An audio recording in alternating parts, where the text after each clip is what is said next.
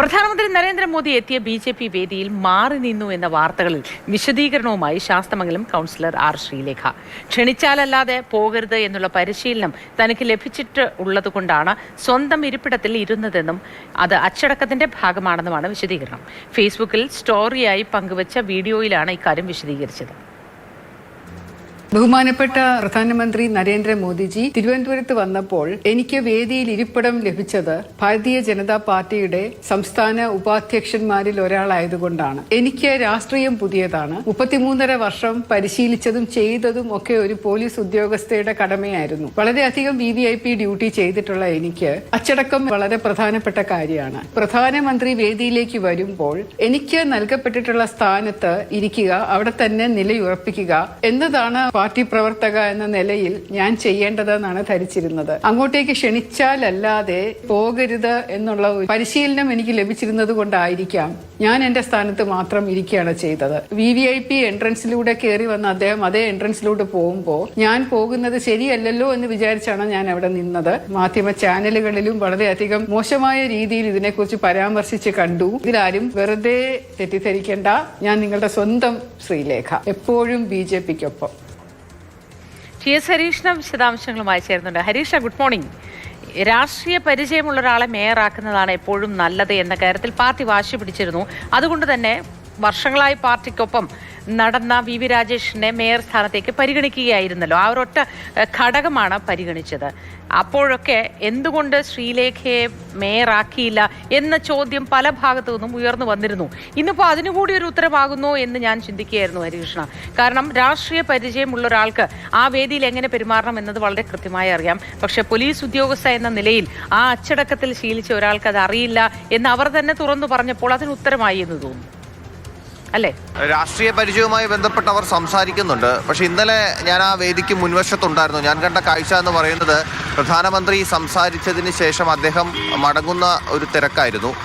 ആ സമയത്തായിരുന്നു ശോഭാ സുരേന്ദ്രനായിരുന്നു നന്ദി പ്രസംഗം നടത്തിയിരുന്നത്. ആ വേദിയിൽ ആകെ സംസാരിച്ചത് ആദ്യം VV രാജേഷ് സംസാരിക്കുന്നു, അത് കഴിഞ്ഞ് രാജീവ് ചന്ദ്രശേഖർ സംസാരിക്കുന്നു, അത് കഴിഞ്ഞ് പ്രധാനമന്ത്രി സംസാരിക്കുന്നു.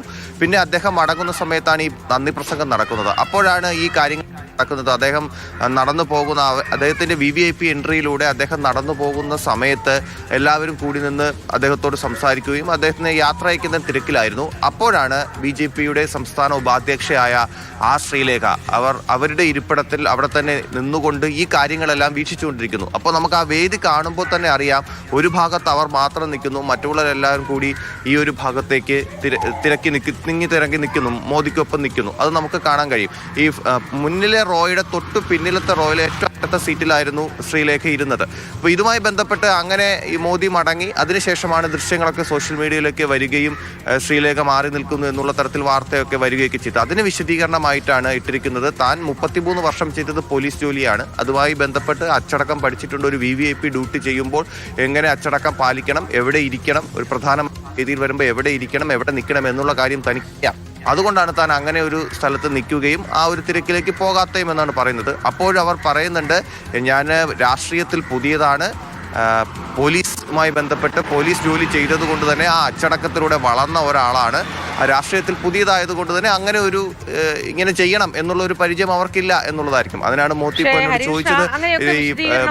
ഞാൻ നേരത്തെ പറഞ്ഞതുപോലെ അതിൻ്റെ ഒരു രാഷ്ട്രീയ കാരണം എന്നതിനൊരു ഉത്തരവും ആകുന്നു എന്ന് പറയുമ്പോഴും നമ്മുടെ വീട്ടിലേക്ക് ഒരാൾ വന്നാൽ യാത്രയാക്കുന്ന സമയത്ത് വാതിൽ വരെയോ അല്ലെങ്കിൽ ഗേറ്റ് വരെയോ ഒപ്പം പോകുന്നത് കുടുംബാംഗങ്ങളുടെ ഒരു ശീലമാണ് എന്ന് പറഞ്ഞതുപോലൊരു കാഴ്ചയാണ് ആ വേദിയിൽ കണ്ടത്.